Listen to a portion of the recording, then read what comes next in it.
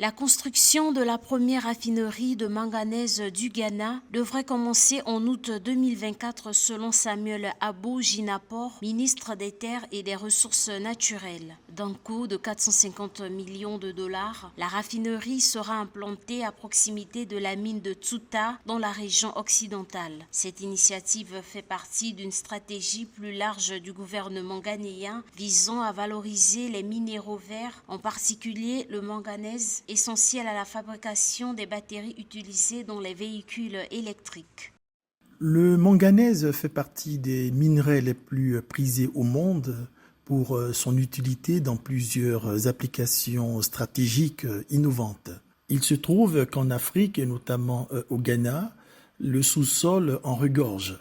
Il constitue donc une rente financière assez intéressante pour les pays concernés, dont le Ghana, mais force est de constater qu'aujourd'hui, le manganèse est exporté à l'état brut, non raffiné, disais-je. Le raffinage du manganèse consistera donc à le mettre à la disposition des places de marché internationales sous une forme purifiée qui a donc une plus grande valeur commerciale.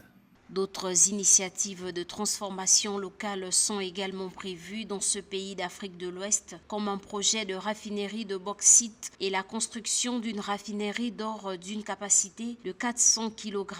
Si le Ghana exporte de la bauxite et du manganèse, il faut en effet rappeler que l'or est son premier produit d'exportation avec plus de 7 milliards de dollars de revenus en 2023.